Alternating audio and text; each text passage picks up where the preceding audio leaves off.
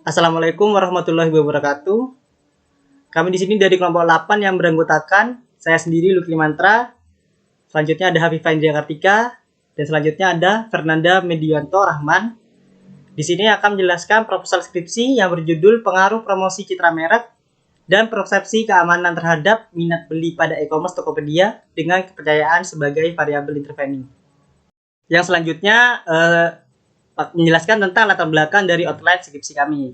Yaitu yang pertama adalah perkembangan dunia bisnis di Indonesia saat ini telah mengalami pertumbuhan yang sangat cepat, terutama dalam bisnis yang berbasis atau yang sering kita sebut dengan e-commerce. Nah, dalam bisnis e-commerce yang cepat sejalan dengan makin banyaknya pengguna internet di Indonesia. Berdasarkan survei yang dilakukan APJJI, Asosiasi Penyelenggara Jasa Internet Indonesia pada tahun 2014 hingga 2016, itu dijelaskan bahwa tingkat pengguna internet di Indonesia dari tahun ke tahun selalu meningkat. Ya, ini tercatat pada tahun 2015 pengguna internet berjumlah 88,1 jiwa. Nah, kemudian pada tahun 2015 pengguna internet meningkat menjadi 93,4 juta jiwa.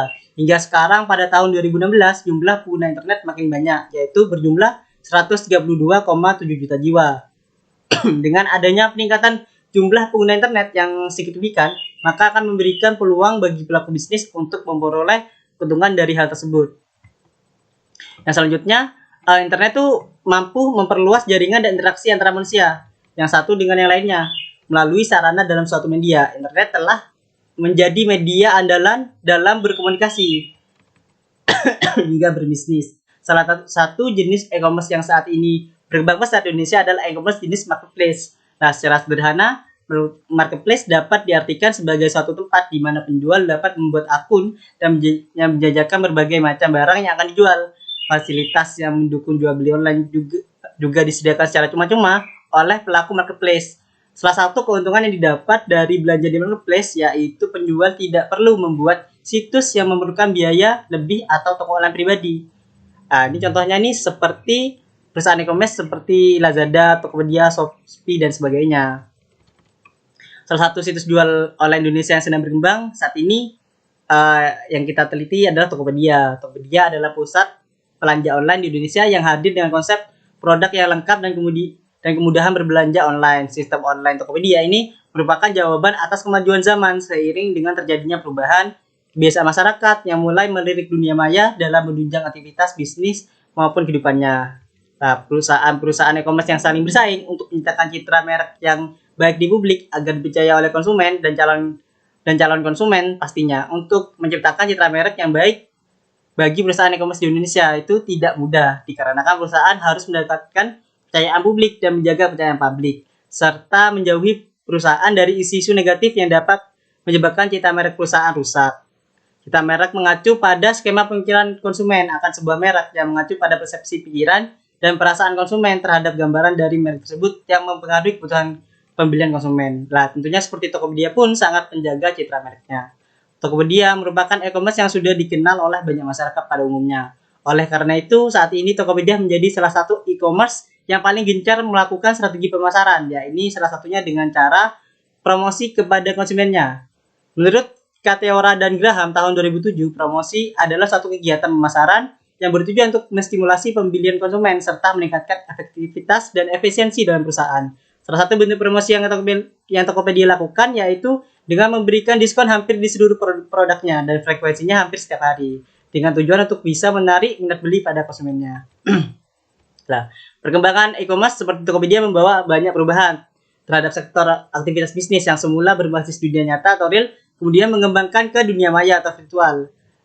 Semakin maraknya bisnis di internet, tentu hal ini mengakibatkan persaingan dalam bisnis online semakin ketat. Hal ini mengharuskan toko online untuk memberikan faktor-faktor yang dapat terus membuat toko online Tokopedia dapat bertahan, tumbuh dan berkembang. Banyak konsumen yang masih mempertanyakan tentang sistem keamanan, kontrol terhadap informasi pribadi, integritas, kualitas barang, metode pembayaran, dan kemampuan Tokopedia sendiri dalam mengelola jual beli online.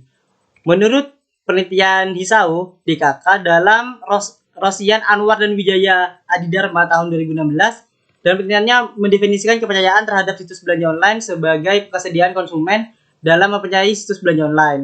Faktor percayaan menjadi faktor kunci dalam setiap jual beli secara online. Hanya pelanggan yang memiliki kepercayaan dan beranilah yang akan melakukan transaksi melalui media internet, terutama Tokopedia, karena itu jika tidak ada landasan kepercayaan antara penjual dan pembeli, maka tidak akan terjadi transaksi dalam dunia e-commerce. Apalagi mengetahui jika produk yang dijual dan ditawarkan oleh penjual merupakan produk yang semu, dalam artian produk yang dijual masih berupa bayangan penjual saja. Nah, faktor yang kedua ialah faktor keamanan, karena sebelum melakukan transaksi, konsumen diharuskan membuat akun di Tokopedia terlebih dahulu. Dalam pembuatan akun tersebut, pengguna harus menyatukan data pribadi berupa nama lengkap, nomor HP, email, dan lain sebagainya. Keharusan pendaftaran dengan cara mencantumkan informasi pribadi terkadang membuat sebagian orang enggan untuk melakukannya karena memang takut data pribadinya itu uh, dicurangi sama orang gitu. Yang selanjutnya adalah rumusan masalah. Nah, berdasarkan latar belakang masalah yang telah dikemukakan, maka rumusan masalah dalam penelitian kami adalah sebagai berikut. Yang pertama, apakah promosi berpengaruh terhadap kepercayaan pelanggan Tokopedia? Yang kedua, apakah citra merek berpengaruh terhadap kepercayaan pelanggan Tokopedia? Yang ketiga, apakah persepsi keamanan berpengaruh terhadap kepercayaan pelanggan Tokopedia? Yang keempat, apakah kepercayaan berpengaruh terhadap minat beli pelanggan Tokopedia? Yang kelima, apakah promosi berpengaruh terhadap minat beli pelanggan Tokopedia? Yang keenam, apakah citra merek berpengaruh terhadap minat beli pelanggan Tokopedia? Yang ketujuh, apakah persepsi keamanan berpengaruh terhadap minat beli pelanggan Tokopedia? Yang kedelapan, apakah promosi berpengaruh terhadap minat beli pelanggan melalui kepercayaan pelanggan Tokopedia? Yang kesembilan, apakah citra merek berpengaruh terhadap minat beli pelanggan melalui kepercayaan pelanggan Tokopedia? Yang kesepuluh, apakah persepsi keamanan berpengaruh terhadap minat beli pelanggan melalui kepercayaan pelanggan Tokopedia?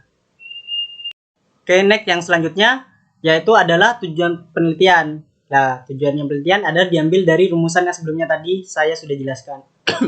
Ada 10 juga, yaitu yang pertama untuk mengetahui pengaruh promosi terhadap kepercayaan pelanggan Tokopedia. Yang kedua untuk mengetahui pengaruh citra merek terhadap kepercayaan pelanggan Tokopedia. Yang ketiga untuk mengetahui pengaruh persepsi keamanan terhadap kepercayaan pelanggan Tokopedia. Yang keempat untuk mengetahui pengaruh pengepercayaan terhadap minat beli pelanggan Tokopedia. Yang kelima untuk mengetahui pengaruh promosi terhadap minat beli pelanggan Tokopedia. Yang keenam untuk mengetahui pengaruh citra merek terhadap minat beli pelanggan Tokopedia. Yang ketujuh untuk mengetahui pengaruh persepsi keamanan terhadap minat beli pelanggan Tokopedia. Yang kedelapan untuk mengetahui pengaruh promosi terhadap minat beli pelanggan melalui kepercayaan pelanggan Tokopedia. Yang kesembilan untuk mengetahui pengaruh citra merek terhadap minat beli pelanggan melalui kepercayaan pelanggan Tokopedia.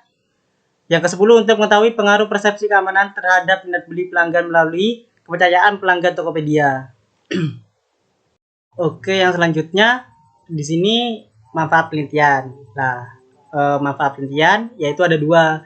Yang pertama adalah manfaat praktis dan manfaat teoritis. Nah, manfaat praktis ini memberikan masukan dan pertimbangan bagi perusahaan dalam rangka menentukan strategi pemasaran untuk lebih meningkatkan tingkat penjualan dan menjelaskan dari ketiga faktor promosi, citra merek, dan persepsi keamanan. Faktor manakah yang paling berpengaruh signifikan terhadap minat beli pelanggan dan percayaan pelanggan?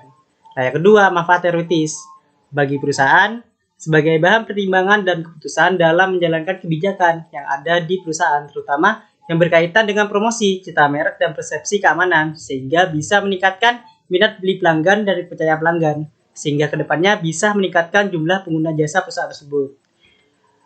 Terus bagi penulis untuk mengetahui penerapan teori yang diperoleh di bangku kuliah dengan realita yang terjadi di lapangan mengenai masalah-masalah yang ada dalam pemasaran, khususnya tentang promosi, citra merek, dan persepsi keamanan serta pengaruhnya terhadap minat beli dan kepercayaan pelanggan. Nah, bagi peneliti lain, hasil dari penelitian ini diharapkan menjadi acuan refleksi untuk penelitian selanjutnya. Selanjutnya, di sini saya akan menjelaskan tentang tinjauan pustaka. Di sini ada 6 kajian teori yang akan saya jelaskan dalam tinjauan pustaka. Yang pertama yaitu promosi. Menurut Fandi Ciptono pada tahun 1997 menyebutkan bahwa promosi merupakan bentuk persuasif secara langsung melalui penggunaan berbagai intensif yang diatur untuk dapat merangsang pembelian suatu produk dengan segera guna meningkatkan jumlah barang yang dibeli pelanggan. Sedangkan menurut Kotler dan Armstrong, promosi adalah kegiatan yang mengkomunikasikan keunggulan produk dan membujuk para pembeli untuk bersedia membeli produk tersebut. Dengan demikian, fungsi promosi di sini adalah untuk memprospek seseorang agar dapat menjadi konsumen untuk produk yang diciptakan, sehingga dapat mendorong dikenalnya produk melalui saluran distribusi yang dipilih dengan cara menciptakan produk dengan merek yang mudah dikenal oleh penyalur maupun konsumen di berbagai tempat di sepanjang saluran distribusi dan rangkaian pembelian. Di sini ada beberapa tujuan dari promosi, yaitu yang pertama, menurut Kotler dan Armstrong, tujuan dari promosi yang pertama adalah mendorong pembelian dalam jangka pendek serta meningkatkan kehubungan pelanggan dalam jangka pendek. Yang kedua, mendorong pengecer untuk dapat menjual barang baru dan menyediakan persediaan lebih banyak. Yang ketiga, mengiklankan produk perusahaan serta memberikan ruang gerak perusahaan yang lebih banyak. Yang keempat, untuk tenaga penjual, berfungsi untuk mendapatkan banyak dukungan tenaga penjual bagi produk lama atau baru serta mendorong para penjual mendapatkan pelanggan baru. Selain adanya tujuan dari promosi, di sini akan saya jelaskan yaitu mengenai indikator promosi. Menurut Kotler dan Keller pada tahun 2009, indikator promosi meliputi yang pertama frekuensi promosi, kualitas, kuantitas, waktu promosi, dan keakuratan atau kesesuaian. Yang pertama yaitu frekuensi promosi adalah jumlah penjualan promosi dilakukan sekaligus melalui promosi media. Yang kedua, kualitas promosi. Di sini, promosi yang berkualitas adalah ukuran seberapa baik suatu promosi dilakukan. Yang ketiga yaitu jumlah promosi atau kuantitas promosi adalah nilai atau jumlah penjualan promosi yang diberikan oleh konsumen. Dan yang keempat, penyediaan atau kesesuaian tujuan promosi. Penentuan atau kesesuaian tujuan promosi adalah faktor yang diperlukan untuk mencapai target yang diinginkan perusahaan. Kajian teori selanjutnya yaitu citra merek. Menurut Hogan dan dalam Luthieri Ekaratri pada tahun 2007, citra merek merupakan asosiasi dari semua informasi yang tersedia mengenai produk, jasa, dan perusahaan dari merek yang dimaksud. Informasi ini didapat dari dua cara. Yang pertama yaitu melalui pengalaman konsumen secara langsung yang tidak terdiri dari kepuasan fungsional dan kepuasan emosional. Dan yang kedua yaitu persepsi yang dibentuk oleh perusahaan dari merek tersebut melalui berbagai macam bentuk komunikasi seperti iklan, promosi, hubungan masyarakat, logo, fasilitas retail, sikap karyawan dalam melayani penjualan, dan performa pelayanan. Citra merek di sini terdiri dari atribut objektif atau intrinsik seperti ukuran kemasan dan bahan dasar yang digunakan, serta kepercayaan, perasaan, dan asosiasi yang ditimbulkan oleh merek produk tersebut. Menurut Arnold, Price, dan Ziakan dalam Luthieri Ekaratri pada tahun 2007, citra merek mempresentasikan inti dari semua kesan mengenai suatu merek yang terbentuk dalam benak konsumen.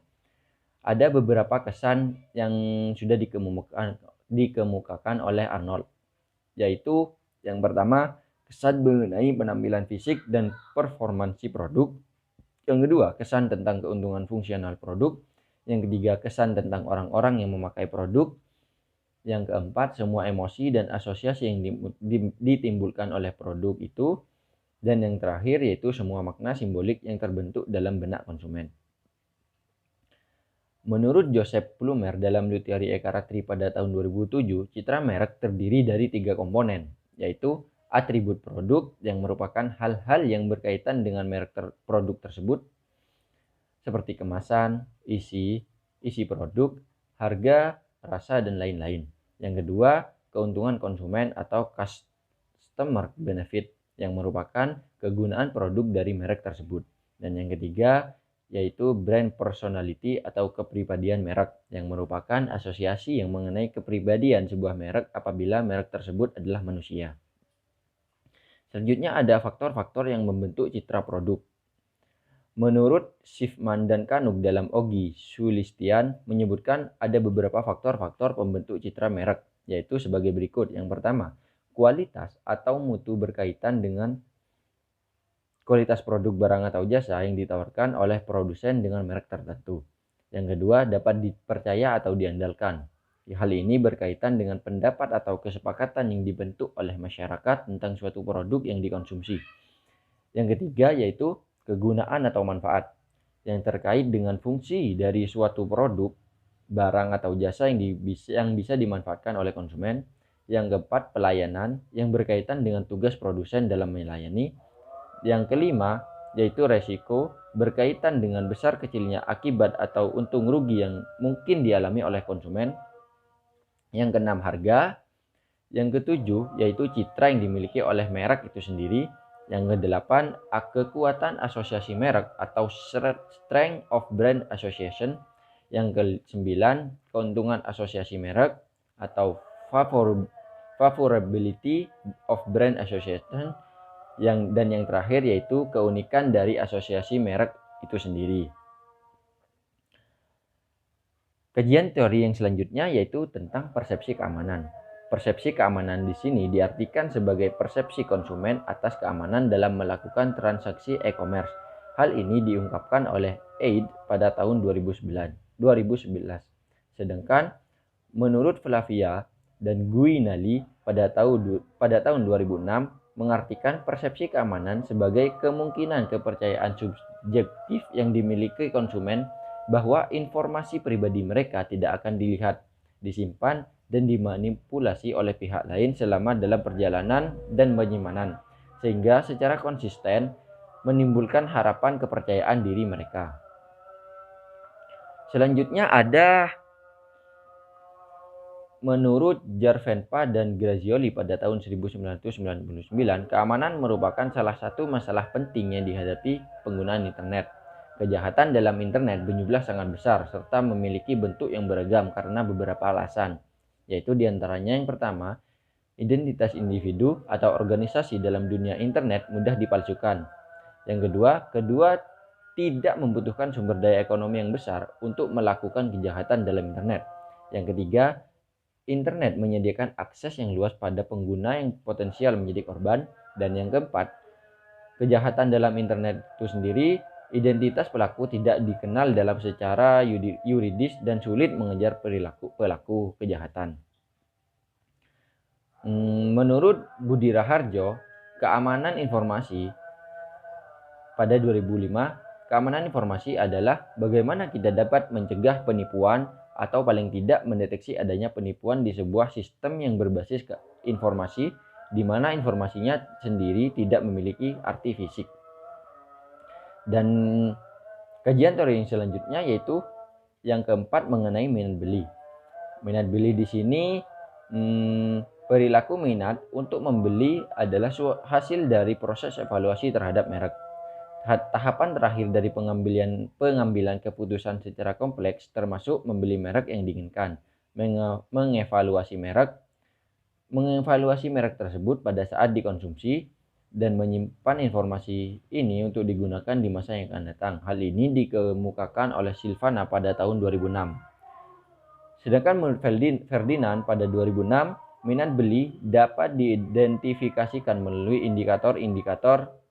Ada 4 indikator yang dikemukakan, yaitu yang pertama minat transaksional, yang kedua minat referensial, yang ketiga minat preferensial, dan yang keempat minat eksploratif. Selanjutnya, kajian teori yang berikutnya yaitu tentang e-commerce. E-commerce sendiri atau biasa disebut dengan perdagangan elektronik adalah penggunaan jaringan komunikasi dan komputer untuk melaksanakan bisnis. Menurut Adi Nugroho pada tahun 2006, e-commerce merupakan konsep baru yang bisa digambarkan sebagai proses jual beli barang atau jasa pada World Wide Web, internet, atau pertukaran produk, jasa, dan informasi melalui jaringan informasi termasuk jaringan internet. Menurut Sonja dan Edward pada tahun 2003, berbelanja melalui internet mempunyai keunikan tersendiri dibanding dengan belanja secara tradisional, yaitu dari segi ketidakpastian, anonim, minim kontrol, dan potensi dalam pengambilan kesempatan. Di sini ada 3 hal yang mempengaruhi apa sih yang unik dari berbelanja melalui internet, yaitu pertama kepercayaan, yang kedua kemudahan, dan yang ketiga keamanan. Selanjutnya, yang terakhir dari kajian teori yang akan saya bahas di sini yaitu tentang kepercayaan. Menurut Hasiau dan kawan-kawan dalam Rosyan Anwar dan Wijaya Adidharma pada tahun 2016 dalam penelitiannya mendefinisikan kepercayaan terhadap situs belanja online sebagai kesediaan konsumen dalam mempercayai situs belanja online. Ada beberapa faktor-faktor yang mempengaruhi kepercayaan, yaitu yang pertama menurut Job pada tahun 2005 dan Putman dalam Tranter dan Scribis pada tahun 2009 ada dua faktor yang mempengaruhi, yaitu yang pertama faktor rasional. Faktor rasional ini bersifat strategis dan kalkulatif, dengan kata lain, orang dapat dipercaya karena memiliki keahlian khusus atau memiliki jabatan profesional. Yang kedua yaitu faktor relasional. Faktor relasional di sini disebut juga sebagai faktor afektif atau moralistis. Kepercayaan relasional berakar melalui etika yang baik dan berbasis pada kebaikan seseorang. Kepercayaan relasional di sini memiliki dasar nilai yang disepakati suatu komunitas, gerak hati, dan kepentingan bersama. Selanjutnya adalah ada faktor-faktor yang membentuk kepercayaan. Menurut Mayer, pada tahun 2007, faktor yang membentuk kepercayaan seseorang terhadap orang lain ada 3, yaitu yang pertama kemampuan. Kepercayaan adalah ranah khusus sehingga individu membutuhkan keyakinan akan seberapa baik seseorang memperlihatkan performanya. Jadi kepercayaan ini bergantung pada kemampuan seseorang sendiri, bagaimana seseorang tersebut bisa melihat orang lain dengan kemampuannya sendiri.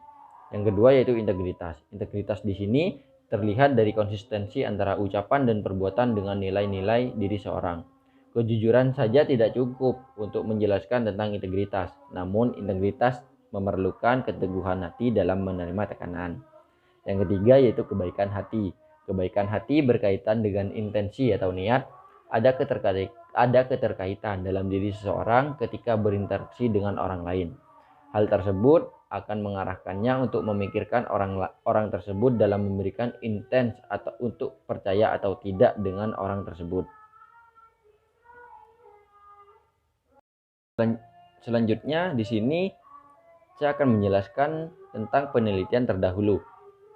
Ada 4 penelitian terdahulu yang saya masukkan dalam penelitian ini. Penelitian terdahulu ini merupakan acuan untuk penelitian selanjutnya. Meskipun ada perbedaan seperti subjek penelitian, metode penelitian, variabel penelitian, ataupun indikator penelitian. Di sini saya akan menjelaskan satu persatu penelitian terdahulu yang sudah disiapkan sebelumnya. Yaitu yang pertama, ada Reza Nurlaila Anwar dan kawan-kawan pada tahun 2016. Penelitiannya berjudul Pengaruh Kepercayaan dan Keamanan Konsumen terhadap Minat Beli di Situs Online. Studi kasus pada pengunjung situs Lazada di Jawa Timur. Penelitian ini menghasilkan yaitu kepercayaan dan keamanan konsumen berpengaruh signifikan terhadap minat beli.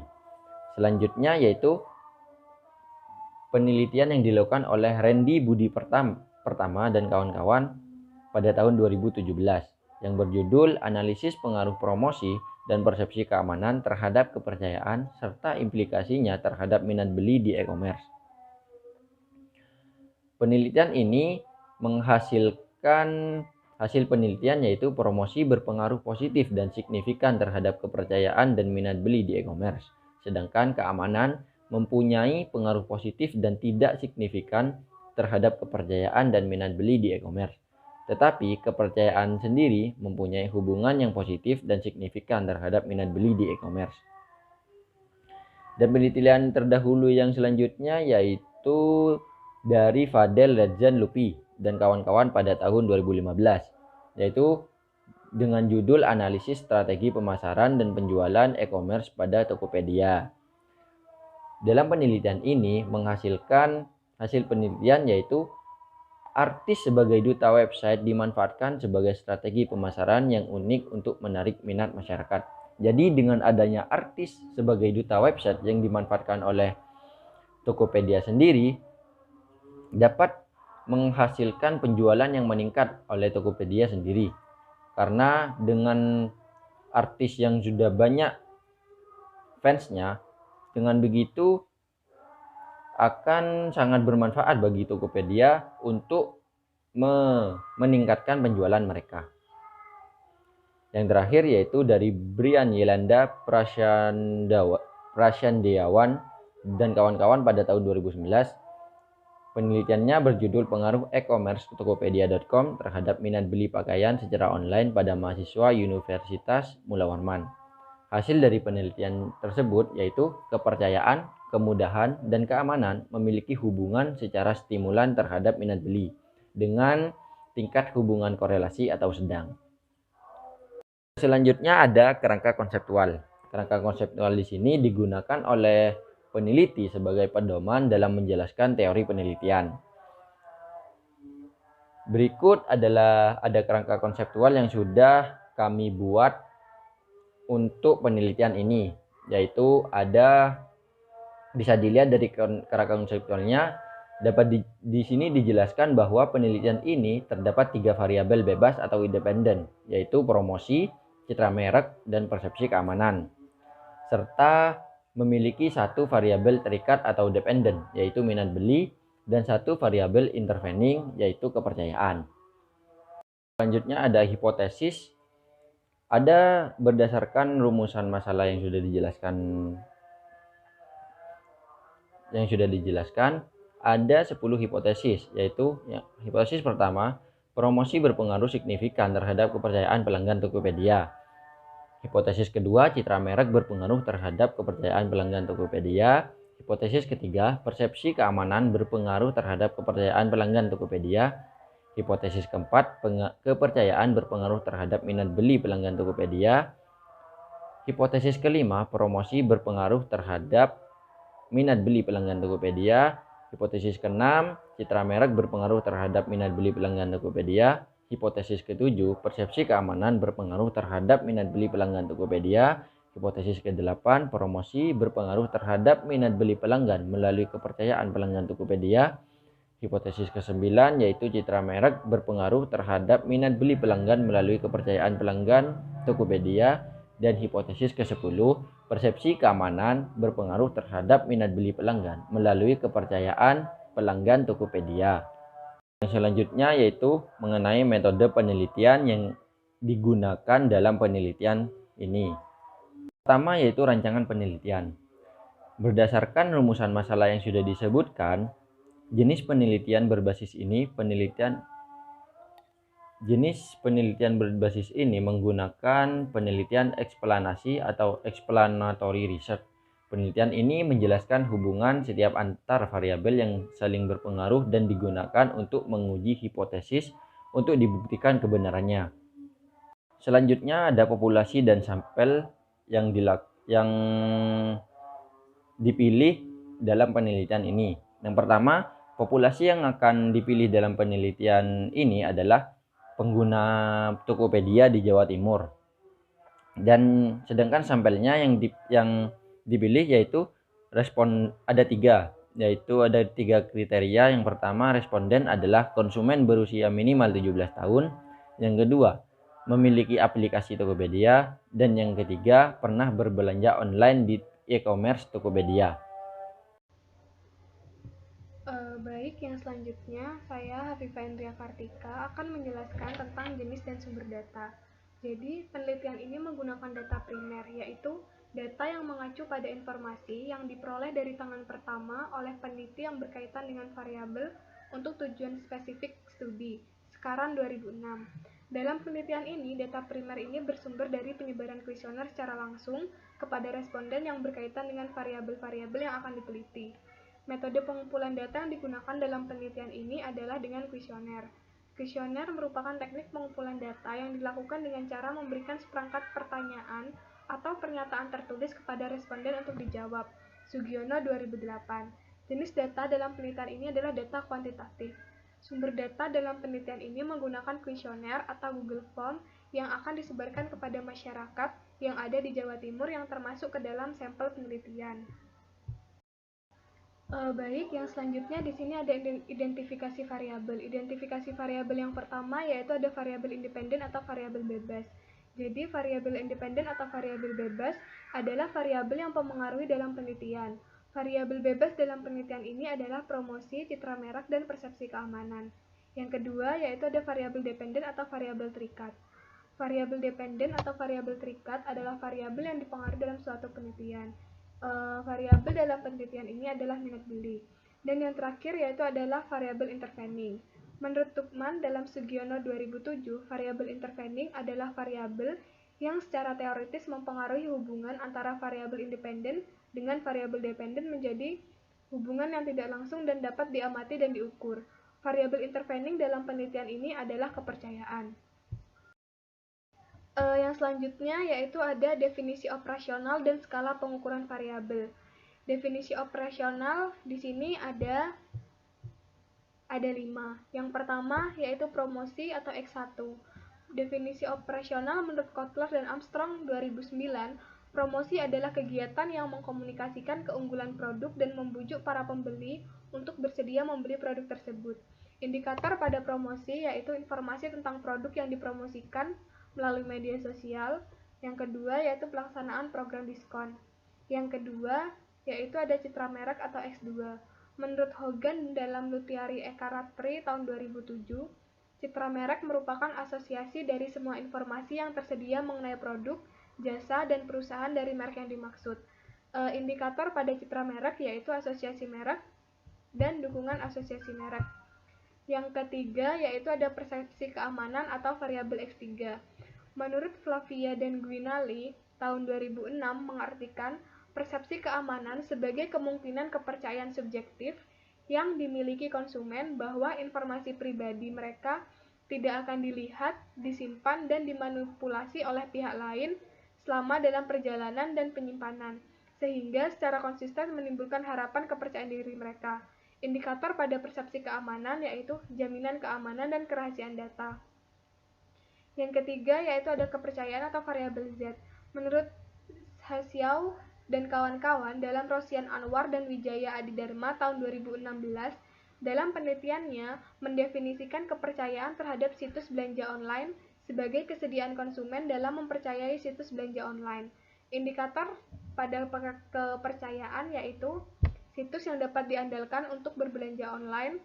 Yang kedua, situs memiliki reputasi yang baik. Dan yang terakhir, situs memberikan keamanan dalam bertransaksi. Dan yang terakhir, dalam definisi operasional yaitu minat beli atau variabel Y.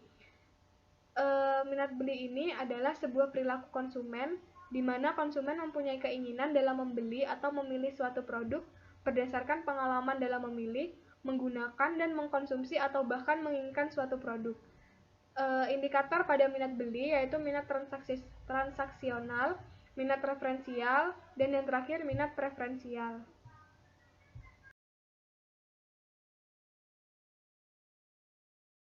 Selanjutnya yaitu ada metode analisis data. Di sini ada instrumen penelitian. Instrumen penelitian di sini ada 2 yaitu uji validitas dan uji reliabilitas. Yang pertama yaitu ada uji validitas. Uji validitas ini adalah uji statistik yang digunakan untuk menentukan seberapa valid suatu data untuk mengukur variabel yang akan diteliti. Sebuah item data sebaiknya memiliki korelasi atau R dengan skor total masing-masing lebih dari 0,25. Item yang mempunyai R hitung kurang dari 0,25 akan disingkirkan akibat mereka tidak melakukan pengukuran secara sama. Jadi, jika skor total lebih dari 0,25, maka seluruh data tersebut dapat dikatakan valid. Yang kedua, yaitu ada uji reliabilitas. Jadi, uji reliabilitas ini adalah uji yang digunakan untuk menentukan reliabilitas rangkaian item data pertanyaan dalam keandalannya mengukur suatu variabel. Uji reliabilitas ini akan dilakukan dengan uji Alpha-Cronbach dengan syarat-syarat sebagai berikut. Yang pertama, jika alfa lebih dari 0,9, maka reliabilitasnya itu sempurna. Yang kedua, jika alfa antara 0,7 hingga 0,9, maka reliabilitasnya itu tinggi. Yang ketiga, jika alfa antara 0,5 hingga 0,7, maka reliabilitasnya itu moderat. Dan yang terakhir, jika alfa kurang dari 0,5, maka reliabilitasnya itu rendah. Yang selanjutnya ada teknik analisis data. Teknik analisis data di sini ada uji asumsi klasik dan uji hipotesis. Uji asumsi klasik ini ada uji normalitas dan uji multikollinearitas. Yang pertama yaitu ada uji normalitas. Uji normalitas ini diperlukan untuk menjawab pertanyaan apakah syarat sampel yang representatif terpenuhi atau tidak, sehingga hasil penelitian dapat digeneralisasi pada populasi atau dapat mewakili populasi menurut HD 2001. Jika data mempunyai sebaran yang tidak normal, maka perlakuan yang mungkin dilakukan agar data menjadi normal dapat dilakukan dengan berbagai macam cara. Beberapa cara tersebut diantaranya adalah menambahkan jumlah data pada variabel dependen, menghilangkan data yang dianggap menjadi penyebab ketidaknormalan data atau data outlier, dan melakukan transformasi data. Yang kedua, ada uji multikollinearitas. Uji multikollinearitas ini bertujuan untuk menguji apakah ditemukan adanya korelasi antar variabel independen atau bebas. Menurut Ghazali 2018, tujuan uji multikollinearitas ini untuk menguji apakah model regresi ditemukan adanya korelasi antar variabel bebas. Yang selanjutnya ada uji hipotesis. Uji hipotesis di sini ada 3, yaitu yang pertama ada uji T, yang kedua ada koefisien determinasi atau R kuadrat, dan yang terakhir ada analisis PET atau analisis jalur. Yang pertama uji T. Uji T ini menunjukkan seberapa jauh pengaruh satu variabel independen secara individual dalam menerangkan variasi variabel dependen. Pengujian ini dilakukan dengan menggunakan signifikan level A sama dengan 5% atau A sama dengan 0,05. Penerimaan atau penolakan hipotesis dengan kriteria sebagai berikut. Yang pertama, bila signifikan T kurang dari 0,05, maka hipotesis ditolak. Artinya, terdapat pengaruh yang signifikan antara satu variabel independen terhadap variabel independen. Yang kedua, bila signifikan T lebih dari 0,05, maka hipotesis ini diterima. Artinya, tidak terdapat pengaruh signifikan antara satu variabel independen terhadap variabel dependen. Yang kedua, yaitu ada koefisien determinasi atau R kuadrat. Menurut Kuncoro 2013, uji koefisien korelasi digunakan untuk mengukur seberapa jauh kemampuan model dalam menerangkan variasi variabel terikat. Di sini, nilai koefisien determinasi atau R kuadrat berada pada rentang angka 0 dan 1. Jika nilai koefisien determinasi yang mendekati angka 0, berarti kemampuan model dalam menerangkan variabel terikat ini sangat terbatas. Dan sebaliknya, apabila koefisien determinasi variabel mendekati angka 1, berarti kemampuan variabel bebas dalam menimbulkan keberadaan variabel terikat semakin kuat. Yang terakhir yaitu ada analisis jalur atau PET analisis. Analisis jalur adalah suatu teknik pengembangan dari analisis linear berganda. Teknik ini digunakan untuk menguji besarnya kontribusi yang ditunjukkan oleh koefisien jalur pada setiap diagram jalur dari hubungan kausal antara variabel X1, X2, X3 terhadap Y, serta dampaknya ke Z. Analisis jalur ialah suatu teknik untuk menganalisis hubungan sebab-akibat yang terjadi pada regresi berganda jika variabel bebasnya mempengaruhi variabel tergantung tidak hanya secara langsung tetapi juga secara tidak langsung menurut Robert de Redefort. Tahap-tahap analisis jalur sebagai berikut. Yang pertama yaitu pada penelitian ini terdapat variabel bebas. Variabel bebasnya yaitu promosi, citra merek, dan persepsi keamanan, dan variabel terikatnya yaitu minat beli dengan persamaan Z sama dengan PZX1 ditambah PZX2 ditambah PZX3 ditambah dengan RE1. Yang kedua persamaannya yaitu Y sama dengan PYX1 ditambah PYX2 ditambah PX3 ditambah PYZ ditambah E2. Keterangannya, P di sini adalah koefisien regresi, X1-nya adalah promosi, X2-nya yaitu citra merek, X3-nya yaitu persepsi keamanan, Z-nya ini adalah variabel intervening atau kepercayaan, dan Y-nya adalah variabel terikat atau minat beli, dan E di sini adalah error. Yang kedua yaitu tahapan dalam menganalisis jalur yaitu membuat diagram jalur. Seperti itu.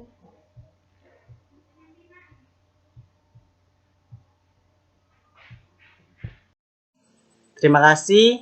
Itulah presentasi dari kelompok 8. Wabillahi taufiq wal hidayah. Wassalamualaikum warahmatullahi wabarakatuh.